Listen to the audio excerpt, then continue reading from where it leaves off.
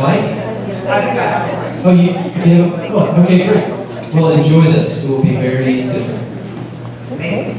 Well, we'll see anyway. So, by exercise, I don't mean we're going to get up and do exercises, but I'm going to talk for a little bit, not too long, maybe 10 minutes or so, and then I know you guys have been sitting a long time, and so maybe at the end we'll stand up and do a little stretching. Nothing too crazy, we're not really dressed for it. So, Waste Law actually asked me to come here and talk to you guys today, and I really appreciate the opportunity. I run, just a little bit about myself, I run a gym. I came from the corporate world, but about 5 years ago, I opened up a space in East York called StrengthBox. And I kind of call it an adult playground, because we have all kinds of neat things in there, like there's a wooden climbing structure, there's a log hanging from the ceiling, and it's a very fun space to move. So what I want to talk to you today about is kind of my take on exercise and fitness and healthy aging. Because I did not come from a fitness background, it came to me later in life. And health and wellness is very important to me. And I kind of want to give you a little bit on my philosophy and how I see things. So if you think about it, exercise and fitness, there's never been a bigger awareness about this stuff and the importance of it. And you don't need me to tell you that. Everyone knows exercise is good for you. Given. But there's another interesting phenomenon, and that is that chronic disease and metabolic diseases are absolutely rampant at the same time, and it's a tragedy. Type 2 diabetes is absolutely out of control. Even among kids nowadays, it's scary. Obesity, heart disease, cancer, all these things, it's nuts. Why? I mean, we should know better. And in my mind, there's this huge disconnect between our environment that we operate in. I mean, you look around us today, we're in an enclosed space, we're under artificial light, we sit all the time, we've got eyes that are made, they're built to look at horizons, but what do? We look at these tiny little screens all day. And it's a scary thought because kids nowadays, their brains are actually being rewired to think and to process information in a totally different way because of technology. And technology is not a bad thing, obviously, we need it, it's a good thing. But there's a big disconnect between our genetic heritage, the way in which our genes want to express themselves, because we evolved in a very natural world eons ago, like hundreds of thousands of years ago, when we were living out in nature, and you had to pick up heavy rocks, and you had to work in order to do things, and the environment that we operate in today. If I can draw a very simple analogy, because I just thought of technology. I have an very old computer at home. It's an old, I think it's a MacBook, and it's circa 1999 or year 2000. It's one of those old clamshell ones, the colorful ones. And it's kind of interesting because it runs everything that I need to do today. It's got iTunes, it's got the Microsoft Office suite. It even had Wi-Fi for that year. And I haven't touched it that much. And when I opened it in the year 2000, it was kind of an amazing experience. But if I try and use that computer and it still works in the year 2014, it stutters, it's slow, it's not a very good experience. But I haven't touched the computer, I've done nothing to it. So it begs the question, what changed? And what changed is the environment that the computer operates in is completely different from the one it had to deal with in the year 2000. The internet's a very different experience than it was 14 years ago, right? We didn't have all this high def and screening and all this stuff. So in a sense, if you think about it, we as human beings, we're operating in this incredibly cutting-edge, technologically advanced, amazing environment, but our operating system, which is our genetic heritage, probably hasn't been updated in about 100,000 years. It's really out of date. So there's this huge disconnect. So, every year, this is a little aside, every year I go to Greece. I'm lucky to be able to travel there, and I'll be there in about 9 days. And I usually visit this tiny little island in the eastern Aegean called Icaria. I don't know if you've heard of it. It's not one of the big touristy islands, but it's been on the news for the last few years because the people of this little island, Icaria, they're known for their longevity. They're very robust people. So they live not only into their 80s, they live into their 90s. You find all these centenarians, is that the right word? 100 years and older. They're incredibly robust people. And scientists are trying to figure out, what's with these people? Why are they living so long? They on the planet. They outlive the people in Okinawa. And they smoke. They do things that aren't so good for them either. So the scientists are trying to say, well, is there something in the honey? Is there something in the water? Because they have these kind of radium hot springs everywhere. They have, they look at their diet and they try and isolate and be very scientific. And actually, there's a lot of factors that influence their longevity. I mean, they have fresh air. They live by the ocean. They live very simply. It's not, if they want food, it's not like they hop in the car and drive to the all-night souvlaki stand and get something to eat, right? If you want food, you kill a chicken and you pick some vegetables from your garden and make soup. It requires output, it requires work. They eat a diet that's very rich in greens because these wild mountain greens grow all over the place. And they have to move. So if you want to pick some greens, well, you gotta squat and you gotta tend to your vegetable garden. They walk everywhere and there's terraced hills, so it's like they're doing lunges. They pick up heavy things. Even when they're 80 and 90 years old, it's not like, there's no nursing home. There's no old person's care facility, right? So no one's sitting in a rocker with their arms crossed. They're doing stuff. They're doing physical labor. But there's no gym. And they would laugh at, I'm a gym owner, I should promote gyms, but they would laugh at people who, tourists come and they'll see them jogging and they're like, what are you crazy people? Let's sit down, have some wine, relax, it's all good. Actually, if you'll ask the locals why they live so long, they'll say it's the wine, right? It's the wine, it's the antioxidants. Well, they don't say antioxidants, but that's probably why it is. So have a drink, but always drink with friends, never alone, always drink with food, right? So there's little unwritten sort of laws. But they move a lot. And if you think of older people in their 80s, people in North America, they don't say, gosh, gee, I wish I'd bench pressed more. People in their 80s don't say, wow, I wish I'd done more cardio. I wish I'd logged more miles on that elliptical machine or treadmill. But what do they say? They say, wow, I wish I had just moved more. I wish I had not stopped working on mobility. They might not use those terms exactly. But if you think about old people and the way they get up out of the chair and how slow they move, you picture old people lying on the floor and have to get up. I can get up pretty easily. I don't need my hands, I just stand up. But when you get old, everything becomes complicated. You have to go on all fours, you have to use your hands and knees, and everything creaks and everything hurts. And there's no need for that. But you have to work on your mobility. So that's why I say my thoughts around exercise and fitness and wellness have kind of changed. I'm 55 years old now. I'm not, still young, I guess, but I'm not 25. And so these things I'm starting to think more and more of, and I want to encourage you guys to, exercise doesn't have to be some big complicated plan. You don't need an hour and a half in your day. It doesn't even have to be a routine. All these things people do, like Pilates and yoga and going to the gym, and we get into all these things. They're all great because they involve movement, but sometimes it can be so simple. It can be so simple as just squatting 10 times. It can be so simple as just doing some joint mobility when you're standing in front of the mirror brushing your teeth. And it's those kind of things that we forget about. It's the most basic natural movements. But we overcomplicate things, don't we? Because we like to think that we compartmentalize everything. Even in terms of fitness, so much fitness out there. And again, I'm not knocking anything. Yoga's great, it will improve your flexibility. But man, I see so many people and they just logging all these hours doing repetitive motion cardio. They're on treadmills and they're on life cycles and all this stuff. And we're not really designed for repetitive motion. We're designed for random tasks. And it seems to me that a lot of things people do, they don't actually translate very well to the real world. Like, what should fitness to me, if I asked you, okay, this may sound like a silly question, but if I asked you, what would an appropriate fitness program be for a dog? Should the dog do yoga? Maybe some Pilates, right? What would a fitness program be for a chick? Bicep curls? Like, it sounds silly, right? A dog, in order to be fit, just has to be a dog. A dog has to run. A dog has to be able to chase its tail. It needs to swim. It needs to bite things. It needs to jump. It needs to dig. That's a dog. So and it learns these activities through play. So why should we be any different as human beings? Why do we need to be so, scientific, well, I need to do so many sets and I need to do so many. Why can't we just be humans?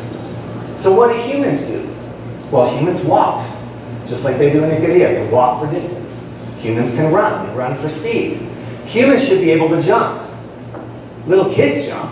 When was the last time you jumped? I mean, really jumped, like for distance or for height. Adults don't do it anymore, and you lose the ability. We should be able to balance. When was the last time you climbed a tree? Or climbed anything? It's a fundamental human skill. Little kids do it. That's why if you stop doing that stuff, that ages you. If you want to stay young, look at what little kids do in a playground. That's what you have to mimic. They chase each other, they crawl on the ground on all fours, they climb things, they just play, they have fun. But we feel stupid if we do that kind of activity. But I highly encourage you to do it, because it will literally save your life.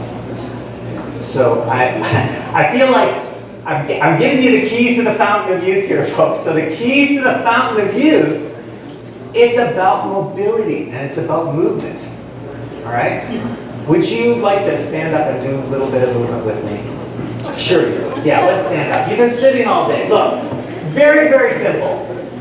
It feels good to stand. This is tiny little stuff. Tiny little stuff. We're going to start with the head and we're going to go down. So all I want you to do is just look from right to left. Okay? Get a little neck mobility going on here. And then we're going to nod our head up and down like this. And then I want you to go to bring your jaw towards the ceiling this way and then the other way. And you might hear some strange sounds. You might hear sand or something moving around like a cement mixer. And that's actually joint salts being broken up, which is a good thing. Let's do this anterior posterior glide like a chicken. So bring your head forward, back. Again, if you don't do this, you lose this mobility. I'm sure this is all being videotaped. All right, put your hands like this, and this is a tough one, because what I want to do is move from left to right, but not do this. Some of you are doing this or this. I want to keep my head straight. That's good. That's a tough one. It's tough not to rotate. Good. Make a big figure eight with your nose. Now, completely different. Make an infinity sign. That's a sideways figure eight. And reverse it. Good. Let's roll the shoulders. I can't do a lot of lower body stuff. You're not really dressed appropriate for it, but that's okay. You have to come to StrengthBox to do that. Reverse the direction. Good. Now, do you have room to stretch your arms out? Find some room. And what I'm going to do, it's kind of like wringing yourself out like a washcloth, like this. So I'm going to lead with the shoulder, not with the hand. Just wring yourself out. So you want to stretch in both directions. Should feel good. Nice. Let's do a little backward bending here. Just lean back. And come forward and just exhale. Back. Inhale. Exhale through the mouth as you come down. You don't have to keep the knees completely locked, but you'll feel a nice little stretch in the hamstrings. Back your legs.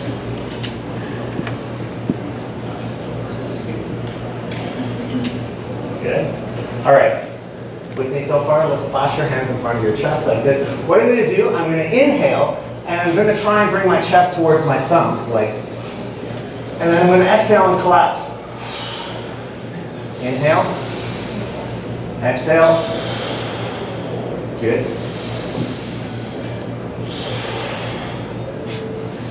If you do this stuff daily, I'm convinced it'll add years to your life.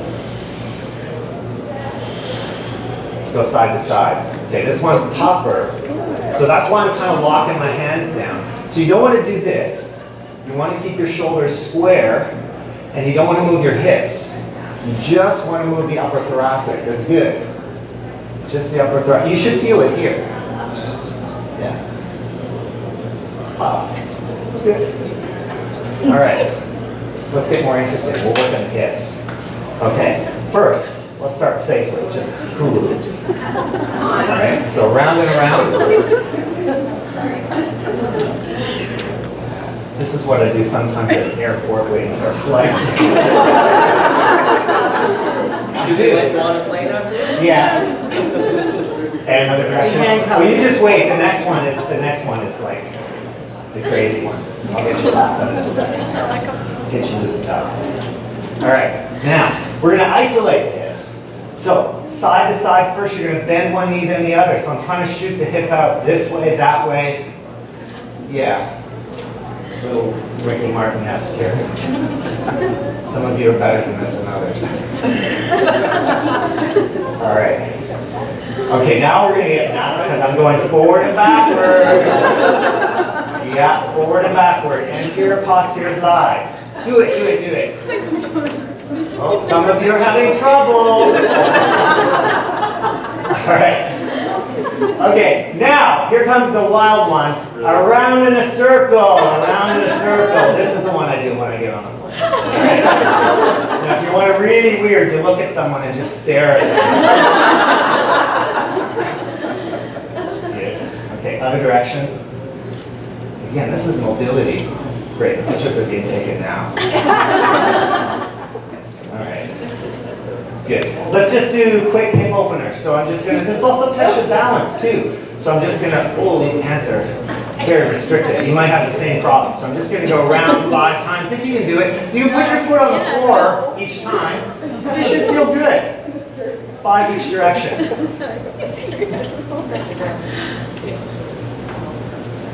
Yeah, it helps not to have business attire on. Let's try it. Not that I do. Let's try the other side.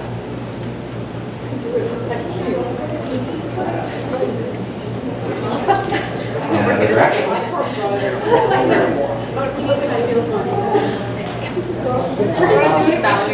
All right. This is Chinese teacups. I'm holding a cup of tea in my hand, pretend cup of tea.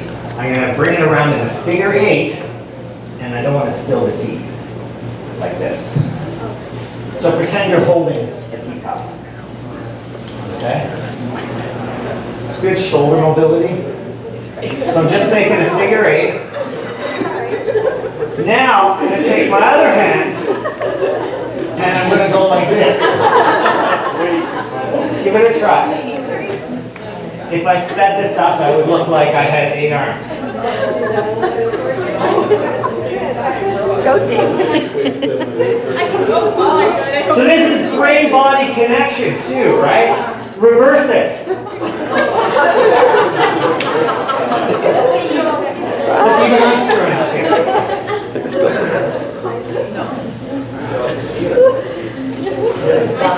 All right. Just shake it out. Just shake it out. Bounce up and out there. Feels good. Just relax. You know, it's another thing people when they they'll say, relax, relax. They don't care about time there. They don't wear wristwatches. They don't look at their smartphones.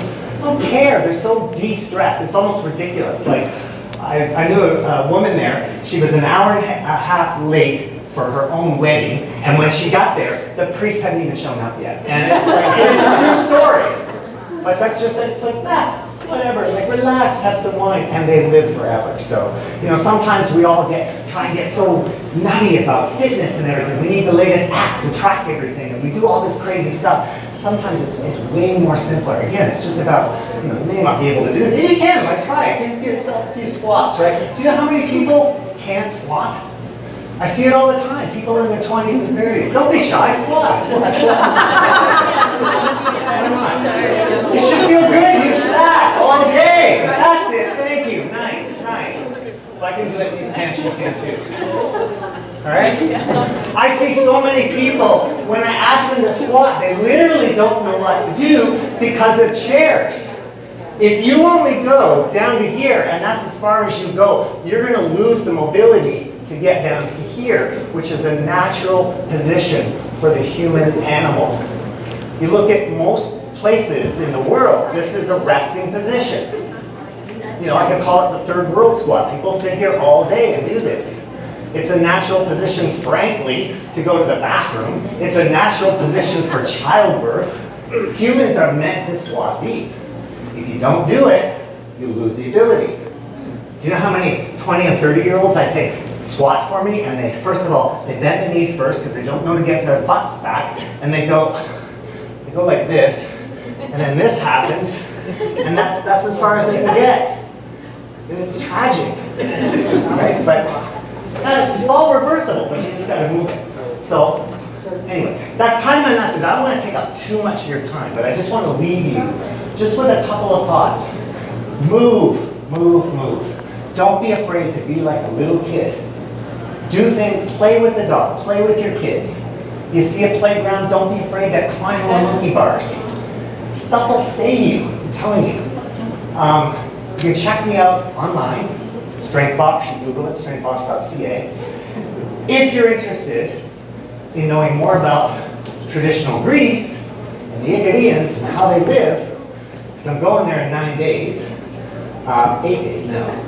I'm arranging another retreat there. I do retreats in Acadia, and there's one September 12th to the 21st. So you can ask me about it. We do lots of hiking, we go foraging for oregano and wild sage, do some cooking, drink some wine, do a little bit of fitness. It's not a boot camp, but we want to stay active, and we try and learn from the locals. So it's a very different Greece experience than you would get from, the Trafalgar tours or Santorini and Mykonos. We can kind of see the real Greece. So we can do some Greek dance, so you can ask me about that. Anyway, I thank you so much for your time. I wish you an amazing day.